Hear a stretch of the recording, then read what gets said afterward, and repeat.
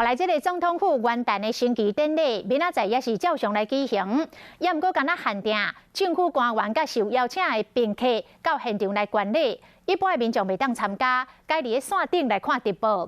明仔载升旗典礼上重点，就是有8回小鼓手，甲12公尺大的国旗，向定台湾，互世界看到。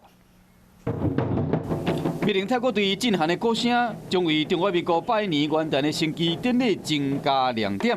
其中，敢若8回这个小鼓手叫陈乃宏继续集中。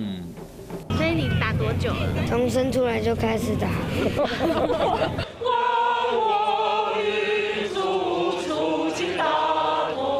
今年是由福伦社8人合唱团领唱国歌，请出名的声乐家李丽丽来指导。